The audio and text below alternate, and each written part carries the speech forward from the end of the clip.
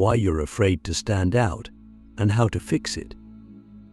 Have you ever walked into a room and felt the quiet pressure to shrink, to blend in, to conform, to not make too much noise? Maybe you were about to raise your hand in class, or share an idea in a meeting, or wear something that felt uniquely you, but just before you did, something pulled you back. It wasn't fear of danger. It wasn't even fear of being wrong. It was something deeper, a fear of being seen, or of being different, of standing out. But why? Why is it that we are so afraid to be fully ourselves in a world constantly begging for authenticity? Why does the idea of being noticed, truly seen for who we are, feel more terrifying than being ignored? Let's go all the way back thousands of years to our ancestors. Long before Wi-Fi, long before cities and cars, and even written language, we were tribal creatures. In fact, biologically we still are. Back then, standing out from the group could mean death. If you were too different, you risked being cast out. And in a world where survival depended on the protection of the tribe, being different wasn't brave, it was dangerous. Our brains evolved to equate belonging with safety. Conformity wasn't just social convenience, it was a survival mechanism. But that's the origin of our fear. A deep, primal whisper that says, if you stand out, you might not survive. But here's the twist: our world has changed. Yet most of us are still operating with prehistoric software. But we're in the 21st century with minds coded for the Stone Age. Today, standing out doesn't mean you'll be eaten by a lion. It might mean you'll be noticed, criticized, or even celebrated. But our nervous system doesn't know the difference. It still sends the same warning signals: sweaty palms, racing heart, thoughts spiraling into self-doubt. Click subscribe to this channel to get more topics you love. And so, what do? We hide, we shrink. We put on masks, not the kind that protect us from viruses, but the kind that hide our essence. We wear what's trendy instead of what feels true. We say what's expected instead of what we really believe. We laugh at jokes that don't align with our values just to fit in. And slowly, without even realizing it, we begin to forget who we are underneath all those layers. Not because we're weak, but because we're wired that way. But here's the thing: humanity has never progressed through conformity. The people who changed the world, philosophers, artists, scientists, rebels, they all stood out. They all faced criticism. They all felt fear. But they acted anyway. Socrates was sentenced to death for his ideas. Galileo was imprisoned for his discoveries. Rosa Parks sparked a movement by refusing to move. Every revolutionary act in history began with someone who was willing to be different. So let me ask you something. What would your life look like if you weren't afraid to stand out? If you fully embraced your weirdness, your uniqueness, your truth, even if it made others uncomfortable?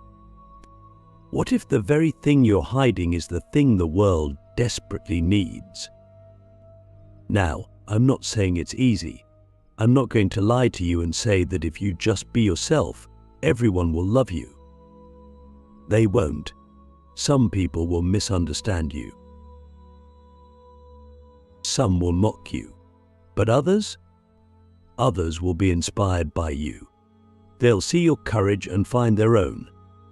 Because authenticity is contagious.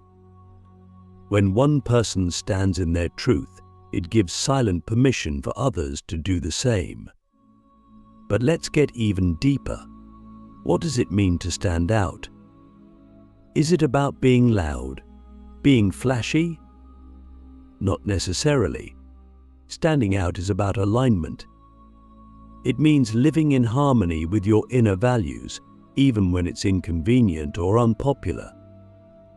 It's about letting go of who you think you should be, so you can become who you already are. And yet we resist. We tell ourselves stories like, "I'm not ready," or "I'll be authentic once I'm more successful," or "I can't afford to be different in this job, this town, this culture." But these are just echoes of ancient fears dressed in modern language. But the real question isn't whether you can afford to stand out. It's whether you can afford not to. Imagine reaching the end of your life, looking back and realizing you never truly lived as you, that you spent decades playing roles, wearing masks, living someone else's script.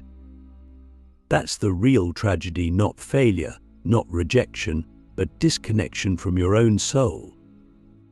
So I challenge you, what are you hiding right now to fit in? What part of yourself have you silenced just to be accepted? You see, standing out isn't about arrogance. It's about integrity. It's about being honest with yourself and the world. And yes, it takes courage, real courage. But what's the alternative? A life of quiet regret. Here's the paradox. The more you try to fit in, the more invisible you become. But the more you dare to stand out, the more alive you'll feel. And that aliveness, that spark, is what transforms not just your life, but the world around you. Now, let's go even deeper into the roots of this fear. Because understanding it is the first step to transcending it. The mirror of society, how culture trains us to conform from the moment we are born, society begins whispering to us. Before we can speak, before we can even think critically, we are already absorbing the unspoken rules, expectations, and judgments that define normal.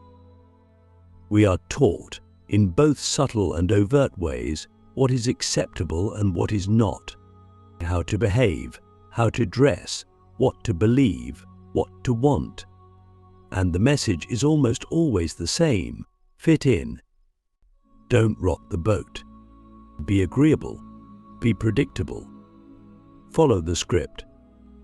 This script is written by culture, our families, schools, media, religion, and peers. It's passed down like a sacred text, not through reasoned debate, but through repetition and reward. When you follow it, you are praised. When you deviate, you are punished, maybe not physically, but socially, emotionally, even spiritually. You're labeled weird, difficult, rebellious, or worse, crazy. And so, over time, we learn to suppress the parts of ourselves that don't fit. Not because we're weak, but because we're human. We crave connection. We want to be loved. And in a world that equates sameness with safety, standing out feels like a threat to that love. But here's the philosophical twist. Society is not a fixed entity.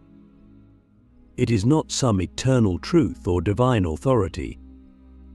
It is a mirror reflecting back the collective fears, hopes, and norms of a particular time and place. And like all mirrors, it can distort. What we call normal is often just what's most common, not what's most true. Think about that. Many of the things we now celebrate, creativity, innovation, authenticity, were once condemned. The artists and thinkers we admire today were often exiled, ridiculed, or ignored in their own lifetimes. Society doesn't always reward the truth tellers when they're alive, but it does eventually catch up. So why do we keep following the script? Why do we censor ourselves even when we know, deep down, that the script is flawed? The answer lies in our emotional wiring. As social creatures, we equate acceptance with worth. We internalize the idea that if we are rejected, it must mean we are unworthy. And so we trade authenticity for approval, not because we want to, but because we've been trained to. Have you ever stopped to ask, who benefits when you conform? Who profits from your silence, your obedience, your self-doubt? Often it's the very systems that rely on predictability and compliance: industries, institutions, ideologies. They thrive when you follow the script. They struggle when you question it. That's why conformity is rewarded. It keeps the machine running smoothly. But you are not a cog in a machine. You are a living, breathing mystery, full of potential, contradiction, and wonder. The great existential philosophers wrestled with this very dilemma. Jean-Paul Sartre spoke of bad faith, the act of lying to oneself in order to avoid the anxiety of freedom. He argued that we often pretend we have no choice, just so we don't have to face the terrifying responsibility of being truly free. Because freedom means you can no longer blame society. You must take ownership of your life, your choices, your truth. And that is both liberating and terrifying. So, let me ask you a question that might haunt you in a good way. If you stripped away every belief you inherited, every expectation placed on you, every fear of judgment, who would you be? Not who your parents wanted you to be. Not who your culture told you was successful. Not even who your friends expect you to be. Just you, unfiltered, unmasked. Do you even know? This is not a criticism, it's a call. A call to remember. Because deep down, you've always known who you are.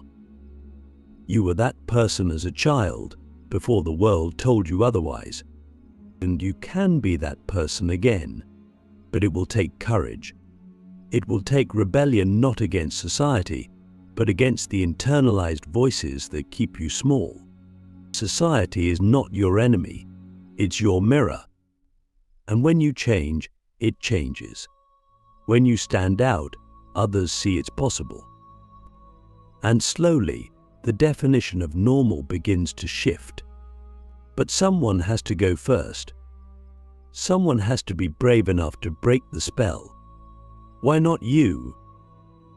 The prison of perception, why we fear judgment more than death. Think about this.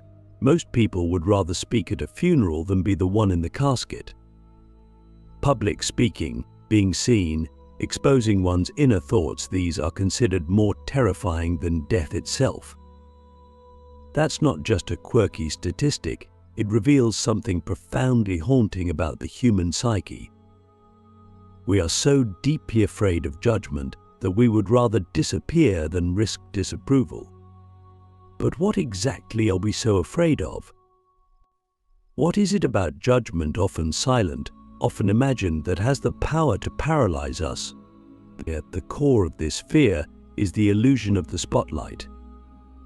Psychologists call it the spotlight effect, the belief that people are constantly observing and evaluating us. We imagine that every little misstep, every awkward moment, every deviation from the norm is being scrutinized and catalogued by others. But the truth is, most people are too busy worrying about themselves to notice us. They're trapped in their own spotlight. We're all actors in our own plays, rarely paying attention to the scripts of others. And yet, we live as though we're on trial every day of our lives. This fear of judgment is not just social, it's existential. Philosopher Søren Kierkegaard spoke of the crowd as the most dangerous force in human life, not because it's violent, but because it tempts us to become anonymous and to lose ourselves. The crowd allows us to outsource our identity, to live according to what others expect, rather than what we know to be true. And once we surrender ourselves to the crowd, we begin to fear its verdict more than we fear our own conscience. What's astonishing is how early this fear takes root. As children, we are fearless creators. We draw messy pictures, sing off key, wear mismatched clothes, and dance like nobody's watching because at that age, we haven't yet learned to police ourselves. But slowly, we're taught to look outward for approval. We start asking, am I doing this right? Instead of, does this feel true to me? We stop creating for joy and start performing for validation. And that's when the prison bars begin to form the invisible cage of perception that surrounds us, built not from iron, but from imagined opinions. Now here's a chilling realization. The people whose judgment we fear most are often the ones who don't even matter.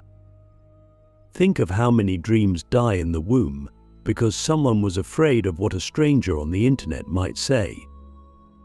How many talents are buried because of a single offhand comment from a classmate years ago? We give away our power to people who don't know us, don't love us, and often don't even remember us. But what if I told you that judgment is inevitable? That no matter what you do, someone will disapprove. You could be the kindest, most thoughtful, most brilliant person alive, and someone, somewhere, will find a reason to criticize you. So, if judgment is guaranteed, why not be judged for being real instead of for being small? Why not live a life that is yours, fully and unapologetically? There's a freedom that comes when you stop trying to manage perception. When you realize that people's opinions are not facts, they're just reflections of their own fears, biases, and limitations. And often when someone judges you harshly, it says more about their inner world than yours. Judgment is projection. What we condemn in others often mirrors what we cannot face in ourselves. So I want to ask you something radical. What would you do if you truly didn't care what anyone thought? Not in a reckless, rebellious way, but in a soul-centered, liberated way. What would you create? What would you say? Who would you become? This isn't about becoming numb to feedback. We're not talking about arrogance. We're talking about discernment, learning to separate useful insight from paralyzing fear, learning to take criticism as data, not as identity. Because if you don't define yourself, someone else will. And they won't do it kindly. The greatest power you can reclaim is your own self-definition. To look in the mirror and say, I know who I am. I know what I stand for. And I will no longer shrink to make others comfortable. That is the beginning of freedom. Not freedom from the world, but freedom in the world. Becoming the lighthouse, and how to embrace visibility and lead others out of hiding there comes a moment in every life when you realize the fear of standing out is no longer just about you. It's about everyone watching you, silently wondering if they too are allowed to be seen. We often think of visibility as a selfish act, drawing attention, seeking praise, craving the spotlight. But what if visibility, in its purest form, is a gift? What if your courage to be seen is the exact signal someone else needs to step into their own light? Think of a lighthouse. It doesn't chase ships. It doesn't shout. It simply stands where it is, radiating its beam, unmoved by the storm. That's what it means to live in your truth, and to be visible not for validation, but for illumination. When you own your voice, your story, your difference, you become a guidepost for others still lost in the fog of fear and conformity. But to get there, you have to cross the threshold of resistance. The moment you decide to stand out, everything in you will rebel. Your inner critic will scream. Your old wounds will ache. You'll remember every time you were laughed at, ignored, or misunderstood. But that pain isn't a stop sign, it's a signal. It means you're touching something real, something sacred. And if you move through it, not around it, you transform that pain into power. Visibility is not about perfection. It's about presence. It's about showing up, even when your voice shakes. It's about saying, "This is who I am," without needing everyone to agree. And the paradox is, the more real you become, the more magnetic you are. People are starving for authenticity. They don't need another filtered, flawless image. They need someone who reminds them what it means to be human. You don't need a stage to be seen. You don't need 1 million followers to have impact. You could be a teacher, a parent, a friend, a barista, anyone. What matters is your energy, your willingness to live out loud. But when you stop hiding, you give others permission to do the same. When you stop apologizing for who you are, you shift the atmosphere around you. That's not ego, that's leadership. The world doesn't need more conformity. It needs more lighthouses. More people standing tall in their truth, not to dominate, but to illuminate. And that begins with one simple, terrifying, liberating act: choosing to be visible. Not because it's comfortable, but because it's necessary. So, I'll leave you with a question that has the power to reroute your entire life. What if your visibility is not about you at all? What if your courage to stand out is the exact medicine someone else needs to heal?